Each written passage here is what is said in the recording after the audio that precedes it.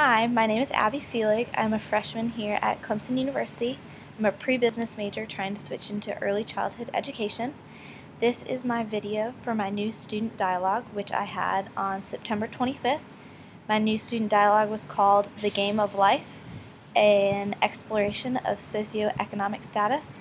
So I'm just going to talk about what we did. My dialogue was in the stadium suites, and we went in, and there was a big circle with chairs all around, no tables or anything.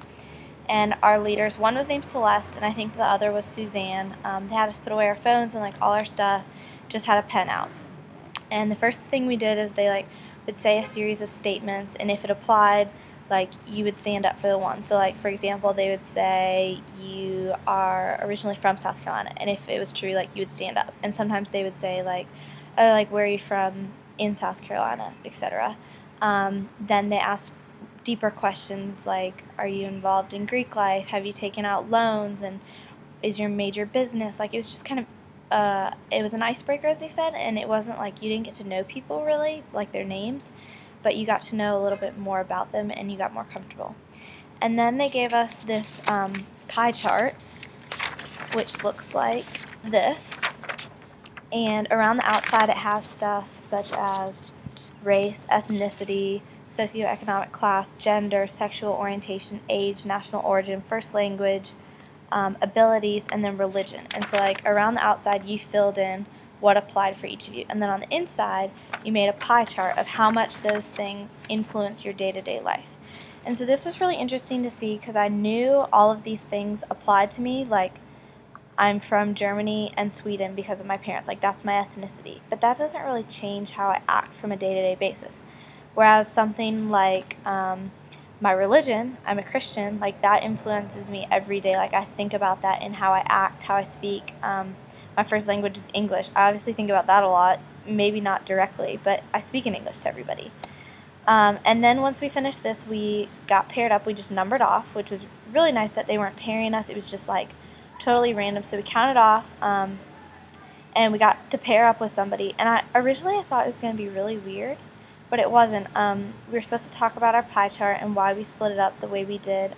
The guy I talked to was named Hayward, and his biggest one was his religion. He's a Christian as well, and he shared the same views as I did, that you think about it a lot in how you act. He also had sexual orientation, which had a big part.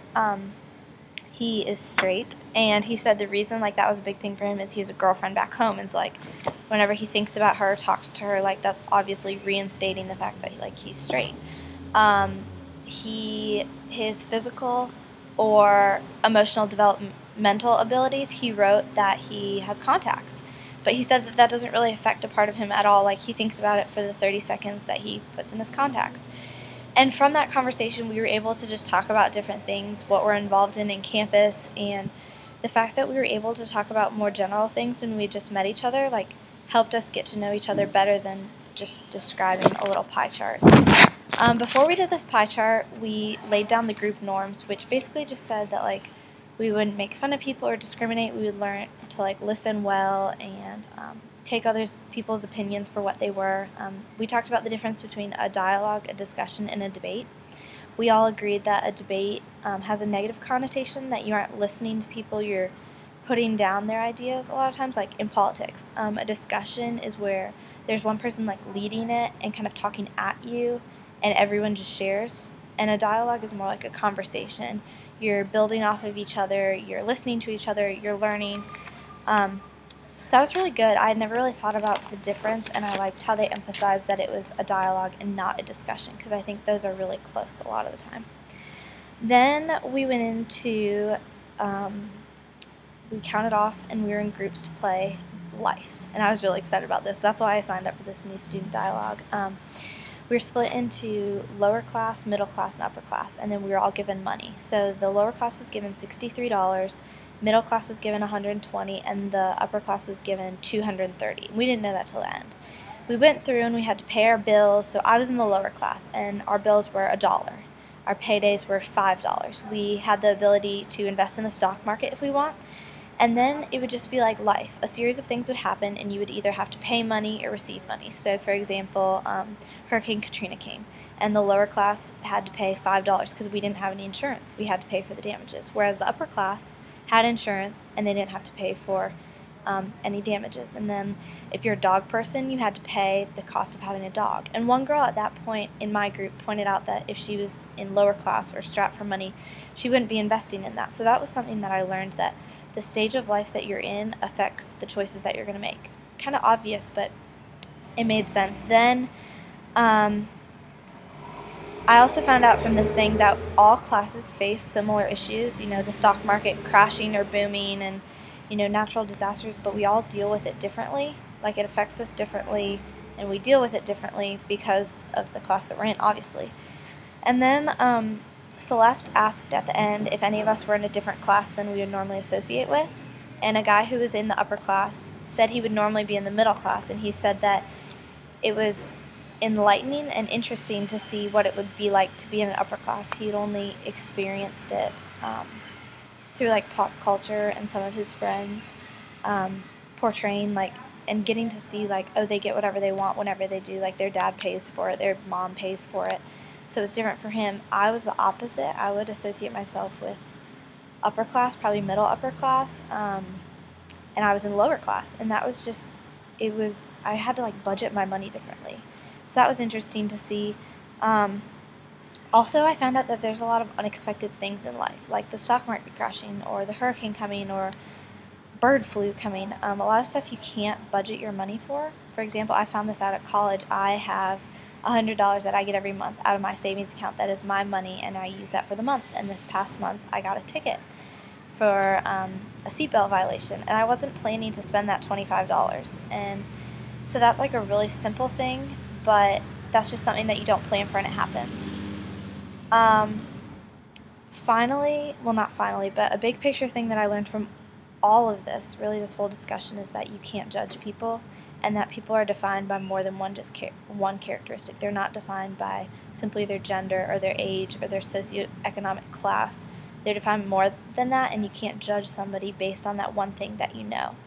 And I really liked that in this group, even though it was about the socioeconomic, it was more than that. We talked about different ways that you might be discriminated against, and that was really interesting. Also, in this small group of 21 kids, we all were so diverse, and yet we all are brought together, and that we've come to Clemson. So in conclusion, I would say that we achieved true dialogue. Lots of people talked more than others. I talked more than some other people, and at the end when we were talking about that, one girl was like, yeah, a guy over there in the pajamas, and sorority girl, talking about me, talked a lot, and I was kind of offended that she made that stereotype, because Greek life has that stereotype of being partiers and stuff like that, and so I was kind of offended that she referred to me as that, especially when we were talking about stereotypes, but that was just something interesting about it. Also, why do I think that we do this for Clemson? I think what I was just talking about in our big picture, to realize that people are different than us, and yet there are also people that are the same. I can't think I'm in this alone, nobody understands me, because there are so many people like me.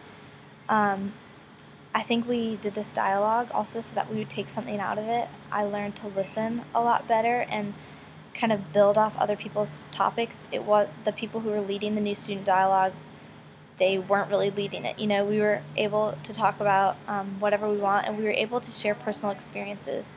Personal experiences are easy to talk about. Sometimes people don't like to share. And then the last activity we did was a step up, step back thing, and they if it applied to you, step forward or step back, and that was interesting. And they pointed out that a lot of times people who end up at the front of the room, which means you answered yes to a lot of stuff, feel guilty for their place in life, and I think that's because of our age. We haven't made the choices that we've made in life, or the things that we've gotten. It's not because of anything we've worked for. It's because of our parents' money, our parents' class. We haven't gotten to that place to earn it. So overall, I really enjoyed my new student dialogue. I don't know if a lot of students will say that, but I really enjoyed it, and I learned a lot from it.